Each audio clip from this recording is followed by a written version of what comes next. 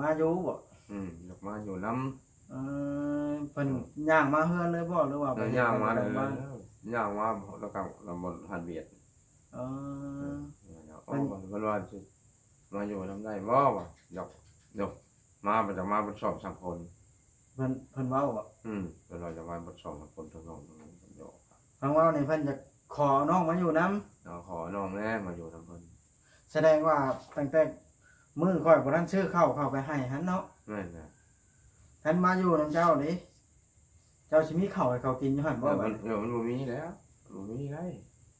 2คน3คนจะนี่ก็บ่แฮงแล้วถ้าสมมุติว่าบ่รันมาอยู่นี่น้องแล้วก็ต้องหุ่มมากินน้ำเจ้านี่เนาะมากินน้ำเนี่ยแสดงว่าไปกินอยู่เพื่อนไอ้ตีนี่หมูแม็กให้แน่หมูแม็กจากตีแน่ทางเรานี่เนาะมันก็แล้วเรื่องจริงว่าลุงหมอว่าจะมาอยู่น้ำนะมันว่าจะมาอยู่น้ำใช้ก่อนเคยถามแล้วว่าสิบหันกลับไปเหยียบอีกครั้งเลยลุงหมอมาแล้วก็หาเก็บกุญแจคิดนั่นจะล่างกันวานหาเก็บเอากอกยาคิดไปสู้เอาแล้วบาด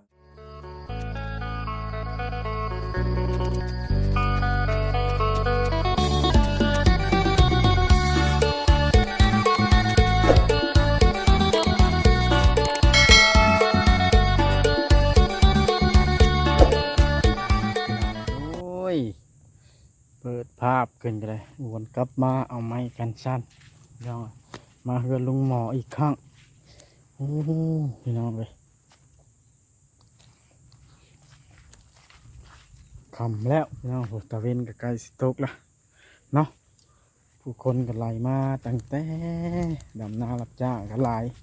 พี่น้องตีก็จีมาแล้วพี่น้องไปแว่เบิ่งตีสักก้อนจักเล็กจักน้อยในพักหรือเพื่อนชาวตังอ่อนปลาไว้ในกระ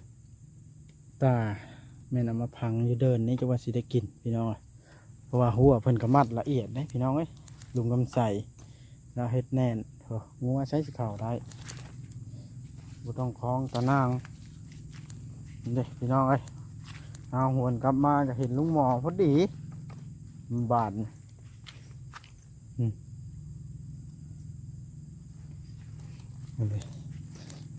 ปลาไม่กันเท่าย่างหันวับบ่าซับบายดีลุงหมอเดี๋ยวป้าขึ้นคุยกันอยู่เพื่อนพวกมันเจอฝนตกมามันจังโบเปียกเนาะอย่างเพื่อนเพิ่นเฮ็ดให้แล้วก็ต้องดูแลเอาผู้รักผู้ใหญ่เพิ่นเฮ็ดให้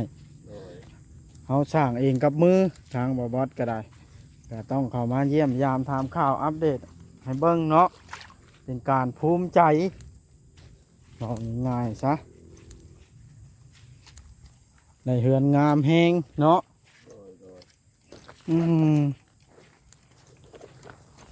จะมาได้ใช้นี่มาแต่วัดในบ้านใหญ่เห็นปะวัดน้อยวัดหลวงพ่อแก้วนี้โดย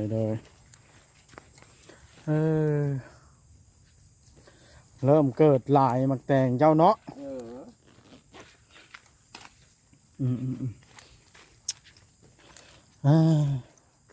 นั่งก็บ่ใส่เสื้อมันฮ้อนบ่พี่น้อย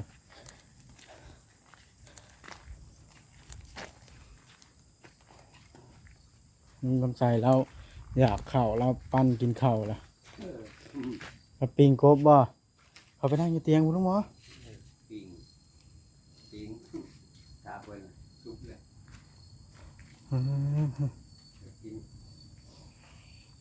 ผักหลีเฮือนนี่เนาะใช้วางมันหัวนะลุงหมอฮะ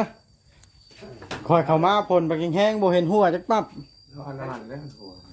เช้าเนี่ยเคยเอาการพอยทางเกินจะหน่อยมันยุบเลยคือโบเห็นด่างน้ำหัวจักเถื่ออีกก่อนสิว่าฮะพอเห็นในคลิปว่าจ้อยว่าเฮือนหัวได้ใช้ว่าคอยเข้ามาขุดเถื่อฝนตกโบเห็นในใช้ลุงหมอชี้บอกคอยตู้คอยสิแก้ไขให้ในคำนี้นะเดี๋ยวมันเช่าเลยแล้วอ่ะเช่าเลยเหรอเคยเอาการพอยทางเกินจะหน่อยมันระยะป่ะจะว่ามันว่ำลงเนาะแหวนแหละดีใช่แต่มันเช่าอะไรแห่งดีเนาะลุงหมอโดยเอ้า น้ำยานี่นะจะได้จึงมีเงินซื้อนี่ เขาซื้อให้ ใครซื้อให้ เรียกกับ เฮียครับ โอ้ย พอเสี่ยวครับ แม่นแหละ ทนนี่ตนบ่ ให้ผลิตต้นผลซื้อให้เกณฑ์ผลให้หันให้เสา ขวดเท่าไรนี่ขวดละพันพุ่นละวะ พันฝ่าย ก็จะพันกว่าบาทพี่น้อยบุญมาทำ น้ำส บุ ไล ญ ด์แดง เวลาได้เนาะ สไลด์แดง ข้อยก็รู้สึกภูมิใจดีใจ เลย ที่ว่าฝนตกคุณแห้งช่ำไรเจ้าก็ได้อยู่ซนเพื่อนเป็นของตัวเอง เลย ก็จะเข้ามาเยี่ยมยามทานข้าวเข้ามาแต่ละเทื่อลุงมอย เลย สบายดี FC เด้อก่อนอื่นเนาะก็มื้อนี้มีเรื่องของใจอยากถามมันแม่นเรื่องจริงมีบ่นะ เลยเลย ก็คือหนุ่มลั่นหวนออกไปแล้วได้ข่าวว่าเพิ่นอยากมาอยู่อีกบ่ อ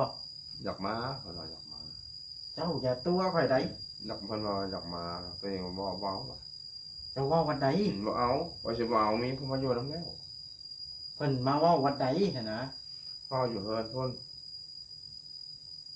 เราอยากมาอยาก เพิ่นเห็นเจ้าบ่ อืม มื้อใด วานนี้บอกคือบ่ซื้อ แสดงว่ามื้ออันค่อยเอาข้าวเข้ามาให้ตอนค่ำหันเนาะ ใช่ไหมตามคนวาน ชื่อนี่ เพิ่นหิวข้าวแห้งบ่ ใช่ไหมนะใช่ไหมนะ เจ้าบอกว่า ว่าจะมาอยู่น้ำมาอยู่น้ำว่าได้มีคนอยู่แล้วหรอกหลานเอ้ยว่ะ มาอยู่ผัดบ่อยากเฮ็ดหยังบ่ บ่จะก็เฮ็ดอยู่เฮ็ดกับเอาแล้วว่ามีคนมาอยู่แล้ว2 คน 3 คนเฮากับเป็นวันนี้แล้วอ่ะเฮากับมาได้คือก็เฮ็ดนี่แล้ว หลายคนขนาดเนาะอยากมาเอาทั้งช่องเป็นหยังว่ามือซ้ายมือขวานี่ ก็ ฮะเปิดว่าวางเสามาหั่นจางลงเจ้าฮู้แล้วนะหรือว่าค่อยนี่ครับ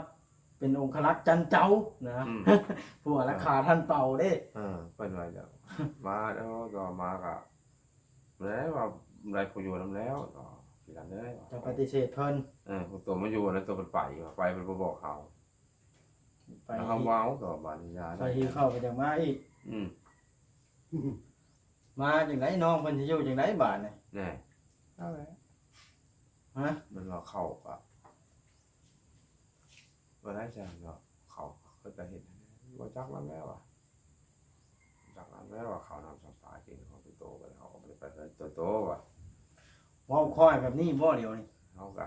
หรือสอนให้ค่อยฟังแล้วสอนค่อยซื่อ สอนเจ้าฟังว่าเจ้าฟัง ๆเออ ก็ดีใจเด้อลุงหมอเด้อ โดย เราก็กินข้าวกินน้ำแซ่บอยู่แล้วว่าผมว่า แซ่บอยู่ นอนรับ รับอยู่ เอาแต่ว่าเสียอย่างเดียวเนาะหัวข่าวแห้งกูมือนี่ โดย เจ้าบ่ได้ย่อมบ่ บ่ แต่เก้าจะย่อมเนาะ ยอม อืม มันนี่ก็ต้องทบอย่างนี้ก็สินั่นอยู่ค่อยๆไปนะนับไปดอก โดยบ่คอยรถก่อนอ้างบ่ได้ได้รถนี่มื้อนั้นน่ะคืนฝนตกลิ้น2คืนซ้อนน่ะหลังบ้านข่อยเขามาตัดกระแจยู่ข่อยคันนั้นน่ะข่อยลัดล็อก2ชั้น โอ้ เพื่อนนะ ชั้นละบ่มีรถขี่ข่อย เอาไปเนาะ ชั้นไหนนะข่อยเข้าไปแล้วข่อยล็อกอีก อืม แล้วบัดนี้เราเพิ่นมาตัดกระแจทางหลังบ้านน่ะแล้วยู่ประตูข่อยเฮ็ดประตูชูดได้เนาะแล้วอยู่ไหนข่อยก็ล็อกอีกชั้นหนึงบาดนี้พอดีติดล็อกก่อนตัวนั้น อืม แล้วยู่บ่ได้บาดนี้กระแจมันยังเข้าไปเบิดแล้วเอาก็ค่อยบ่ได้แล้วไปเอาคนเฮือนข้าง เออ ๆมือฝนตกลิ้นนั่นแหละพวกเฮือนข้างนั่นแหละเสียรถเขาบาดนี้รถเว็บไอมันไม่ไหม้นั่นก็ได้ เอาไป แต่ว่าเขาแน่ใช่ละแน่อัน125ค่อยเพราะว่ามันขักเด้ อืม ระวังที่มาเอาตัวนี้เอาตัวนี้แบบระบบความปลอดภัยค่อยสูงบาดนี่ อืม แต่เอาบ่ได้ โอ้ เกือบให้ข่อยกับเมียน่ะบ้าได้ควันหายแห้งเติบ เออหลดเนาะ ความช่วงข่อยมาก็ครบนั่นนี่ปากบ้านมาครบเลือดวุ่นเลย สักยาเด้อ ซักยาแล้วเบิดเงินเป็นล้านปลายพอ เอ เดี๋ยว อ นี้ แม่นแหละบ่สัก ยังบ่ทันครบ3เข็มซ้ํนี่เข็มละ300,000ปลายเฮ้ย 500เนาะ เข็ม500เด้ อืม มันเขาพัฒนาตาบ่เห็นเนาะกันว่าบ่ซักปัดย่านไว้ ยันตัวหน้าพอแล้ว มาขี่กระทูด อืม เอ๋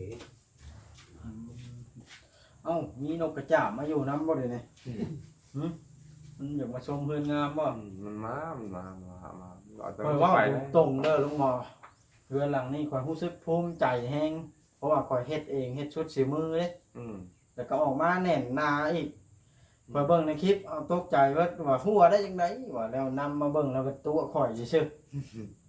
ๆข่อยพงคนต้องแห้งข่อยก็เผาเบิ่งอยู่เนาะ แม่ รู้ใจ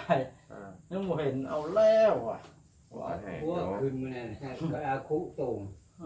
ว่ะ แล้วก็ คือในยังก็ปลอดภัยอยู่วะ ปลอดภัยอยู่ แต่นี่ก็บ่ได้พาได้เอ้ยอย่างเนาะ อืม อยู่แห่งคล่อง แห้งเข้า แต่ นอนอยู่อะ ทีแรกหน้าตัวนี้ข่อยบ่ได้ว่าสิใช้ตัวนั้นข่อยว่าสิใช้มืดให้เลย อืม เป็นในประตูตัวนี้ก็เฮ็ดประตูไขแอดแหละเอาตัวหน้าเอาขึ้นคุ้งพุ่นเลยเฮ็ดประตูมืดแล้วโอ้ยเฮ็ดแล้วมันโล่งเป็นนอกเลยว่ะ อืมมันเป็นนอก ครับเนาะ นอนก็สบายแน่ เป็นได้เข้าใกล้อยากเบิดแล้วบ่ท่านเจ้า เบิดได้ได ฮะ เบิดยังได้มา2-3เทื่อแล้วอันนั้น เอาจำเป็นแล้วบาดนี่เนาะ อืม เจ้าก็ไปหาคอกินน้ำพี่น้ำน้องแล้ว อืม ผู้ใหญ่เพิ่นก็เบิ่งลายอันหลายแนวล่ะ น้ำวัดนั่นแหละ ฮะ ได้กินน้ำวัดแล้ว เที่ยวกินน้ำมัดอีกละ เนาะมันบ่มีบุญกินเด้ แล้วลุงน้ำชัยได้เห็นได้สิได้อยู่น้ำบ่มีข้าวกิน น้าว่าเนี่ย สิลังไปกินอยู่บ้านเป็น2คนนี่บ่ น้าว่าเนี่ยหกเอาน้ำเนี่ยปทนเนี่ยนะแต่มันบนกัน นั่นแหละก็ว่าชวนกันไปบวชคือวัด ชวนกันไปบวชเป็นมื้อเช้ามื้อขวาหลวงพ่อสิทนบ่ฮะ เป็น แล้วเพื่อนสิให้ไผอยู่ บ่ได้ติด คอยเนี่ยนะอยู่กินแล้วก็มาอยู่ อืม มันบ่มีแล้วเด้ อืม เฮ็ดได้ล่ะ จำเป็นเนาะ จำเป็นแล้วกินข้าวแล้วก็มานอน นั่นแหละเจ้าเฮ็ดให้ FC เพิ่นเครียดเพิ่นนายหลายคนย้อนสาเหตุแบบนี้ขอยสิเว้าให้ฟังเด้อ อืม ที่ FC เพิ่นหายแฮงที่สุดน่ะ อืม ก็คือได้เฮือนได้ดินดอนตอนเนี้ยเป็นทีมห้อยแล้วเพิ่นให้อยากได้ไฟฟ้านี่นะ อืม มันบ่สมควรเป็นที่สุดข้อนี่ ข้อยก็บ่ได้ให้ข้อยก็บ่ได้ให้บ่ เด็กได้ ได้ เยอะแล้วนะ ถามเพิ่นว่าอยากได้หยังแน่มีผู้ถามเพิ่นว่าอยากได้บ่ว่าซั่นโอ้ก็อยากได้แล้วว่าไผบ่มีเอาเท่านั้นแหละข้อยก็ โอ้ทางอยากได้น่ะเนาะ ก็จะได้แล้วไผบ่มีว่ะจะได้บ่ไผอยู่ก็จะได้แล้วเนาะ อืม ก็ได้เว้าดีจะได้แล้วไผ ผิดหู FC หลายทานเนาะ ก็ผิดโอ้เพิ่นก็ขอบอกขอบใจเพิ่นหลายผิดก็ยอมผิดยอมแม่นเอาก็ได้ ข แต่ อ ว่า ขอบใจเห็นหยังกันละว่าขอโทษขออภัย ขอ นะ โทษขออภัยนำนั่นแหละขอโทษขออภัยนำเพิ่นนั่นแหละเฮาก็ผิดแล้วผิดแล้วเพิ่นถามว่าจะได้บ่ก็อยากได้แล้วเห็นเพิ่นคิดเห็นเป็นไปก็สุดแล้วแต่เพิ่นบ่คิดเห็นเป็นไปแล้วก็บ่จักแล้ว จำเป็นแล้วเนาะ จำเป็นแล้วของเพิ่นเด้ โดย ของบ่แม่นของคนนี้ของเพิ่นเฮือนกับเพิ่นเฮ็ดหยังกับของเพิ่นแล้วเพิ่นบอกคือเห็นเป็นไปแล้วก็บ่จักแล้วนะว่าพอเพิ่นถามว่าอยากได้หยังก็อยากได้หยังแล้วเนาะ ปีนี้นะคันสมมุติว่าบ่ได้เฮือนหลังนี้ขึ้นมานี่เจ้าจักสิอยู่โศกใดเนาะ แม่นนะบ่จักบ่อยู่ นั่นล่ะข้อยจึงว่าโอ้ยได้จำหนึงแห่งว่าจำหนึงเนาะว่าข้อยก็อยากให้เจ้าอยู่ อืม ดีแล้วได้จำห แต่ นึง เพิ่น เนาะ ก็เห็นเป็นไปบ่ได้ตีได้ทานเด้อ บ้านเมืองนี่หลายคนได้ชะอ่อนเจ้านี่ อืม เชื่อบ่ หลายคนเลย อยากได้คือเจ้านี่ แม่นหลายๆแหลาย เจ้าว่ามีบ่ นี่เขาก็สอนอยู่มีผู้เฮ็ดเฮ็ดสารให้เขาเว้าความจริงเราได้ อืม มีผู้เบิ่งผู้แย่งมีผู้ บางคนหาทั้งชีวิตยังบ่ได้ชำนี้เนาะ แม่นแหละ แต่ว่าบ้านนี้ล่ะอยู่ดูแลตั้งใจทำความสะอาดน้ำบ่ให้หกให้เหือกเรือนชานมันสิบ่เป็นอยู่ แม่นแล้ว เนาะลุงหมอ อืม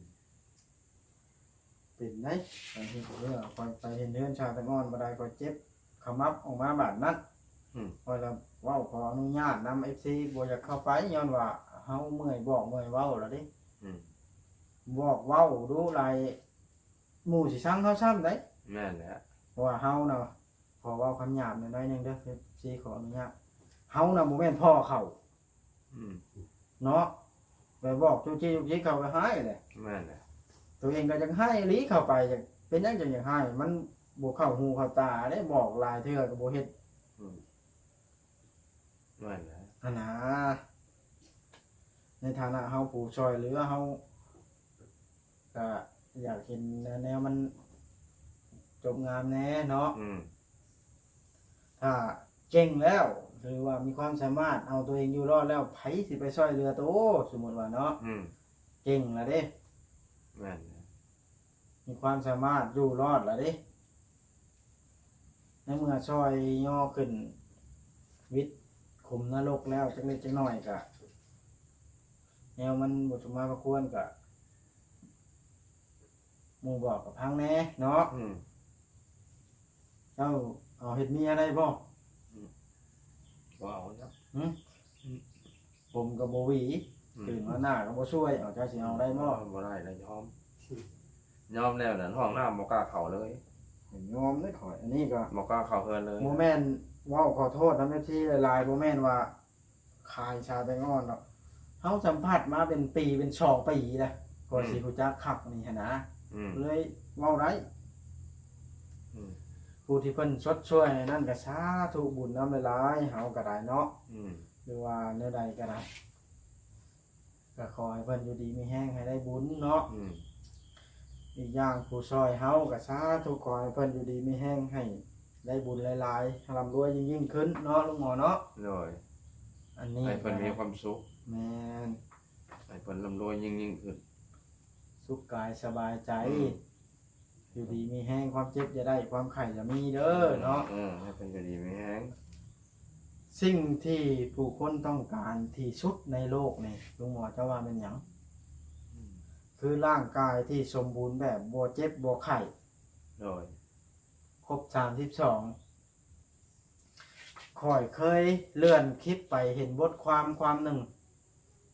ที่เพิ่นเอาออกมาเว้าให้มนุษย์โลกพัง อืม นี่ค่อยก็เคยเห็นในคลิปเนาะที่มาเว้าให้พังเทื่อปู่บ่ทันเห็นเนาะ อืม คนตาบอดบอกว่า ถ้าเฮามองเห็นเฮาสิมีความสุขเพิ่นว่า อืม คนพิการบอกว่า ถ้าเฮาย่างได้ คือสิมีความสุข เลย เพิ่นว่า คนบ่มีข้าวกิน เลย ถ้าเฮามีข้าวกินเฮาคือสิมีความสุข เลย นี่คือคำกรที่เขาเว้าคนรวย ถ้าเฮามีเวลาเฮาคือสิมีความสุขเพิ่น เล ว่า ย มันแบบนั้นนะ หลักคนเฮานี่ครบ32ทุกอย่างแบบเฮาเจ้าค่อยนี่ข้าวกินก็มีเรือนอยู่ก็มีแล้ว อืม พิการก็บ่ได้พิการตาก็บ่ได้บอด อืม ควรภูมิใจและมีความสุขกับสิ่งที่เฮาเป็น และก็บ่ต้องดิ้นรนอีหยังมากมาย เลย เฮาได้อยู่กับครอบครัวเฮาเปรียบเทียบกับตัวเฮานี่ก็เนาะ เลย เฮาเมื่อเห็นหน้าลูกหน้าเมียเฮาก็มีความสุขแล้ว แม่นแล้ว นะอันนี้ก็เจ้าจงภูมิใจกับได้เฮือนได้ดินเป็นของตัวเอง เลย จงมีความสุขกับมัน เลย บ่ต้องอีหยังมากมายเนาะลุงหมอ เลย แม่นบ่ที่คอยเว้ากินนี่ แม่นแล้ว ฮะ แม่นแล้วถือเบ่แล้ว เนาะ แม่น นั่นล่ะ การเล่นโทรศัพท์นี่เฮาไปเห็นตัวใดที่มันจดจำสิ่งดีๆเฮาก็จดจำเอาเนาะ เลย ตัวที่มันบ่ดีหรือว่าแนวใดเฮาก็ปล่อยผ่านเฮาบ่เอา เลย บทเรียนทุกครั้งบางทีมันก็บ่ได้อยู่ในโรงเรียน แม่นแล้ว หรือว่าบทเรียนดีๆ บางทีมันก็บ่ได้อยู่นํคนดี บางทีมันก็ได้มาจากคนชั่วๆก็มี แม่นแล้ว บทเรียนที่เอาตัวรอดนะเพราะว่าทุกสิ่งทุกประสบการณ์คือบทเรียนในชีวิตเนาะลุงหมอ แม่นแล้ว เกิดถึงก็เห็นหลายหม่องเห็นหลายแบบเนาะ อืม ไปหลายบ่อนก็เห็นหลายคนหลายหู้ให้เป็นแนวใดมันก็รู้จักใช้ชีวิตมากขึ้นคนเฮาไหนเนาะลุงหมอ แม่นแล้ว ก็คือเจ้าก็ได้หลายเมียก็ได้หู้จิตใจของเขาหลายคน แม่นแล้ว เนาะ แม่นแล้ว แต่ว่าบัวอยากหู้เพราะจิตใจชาติอ่อนเนี่ย อันนี้ก็เว้ายอก อืม เพื่อคลายเครียด อันนี้ก็บ่ได้มีจุดประสงค์อยากเว้านั่นเว้านี่เราเว้ากันเล่นเนาะลุงหมอเนาะ เลย เว้าแนวเอาชีวิตรอดให้พังก็คืออย่างเช่นหนุ่มรันนี่แหละ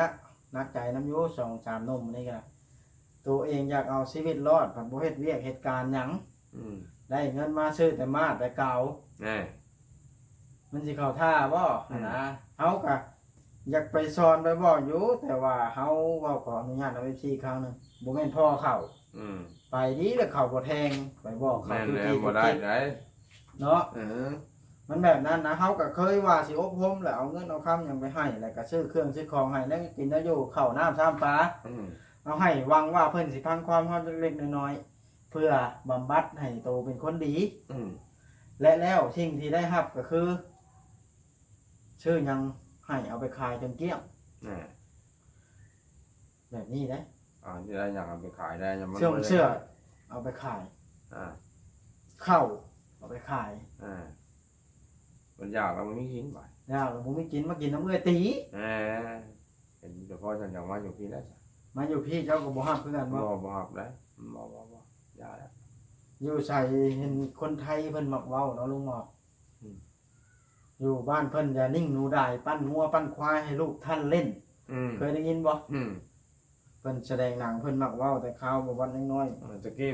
ต้องเอาเข้าไปให้เขาเนาะ ๆตะกี้นั่นแหละมื้อซื้อนั่นข่อยเอาให้สอบหนึงหมู่ เอาไปขาย โยดได้ยินชาวบ้านว่าเอาไปขายชื่อกาวมาดมเบิดละ แน่เห็นบ่ เดี๋ยวนี้ข่อยบ่กล้าเข้าเฮือนเขาเดี๋ยวนี้ แน่ แต่เขาแพง แพงนะพวกนั้นนะ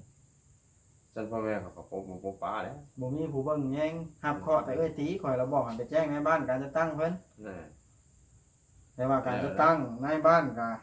เพิ่นบ่มีเงินบาดน่ะ แน่ เลยแล่นยังบ่ได้พ่อแม่เขาบ่ฮับพ่อแม่เขาทิ่มแล้วเด้ ไปสิไปหับบ่รู้บ่หับเลย เลยเซเวอยู่บาดน่ะ ยาเขาแล้ว ยาเขาอยู่แต่ว่าเอ้ยตีแล้วเป็นผู้เดือนฮ้อนข่อยก็อีตนแต่ผู้เดียวนั่นแหล้วเพื่อนชานบัดบ่มีไปตั้งประตูหนาลุงหมอ ปัญญาเขา เนาะ เขา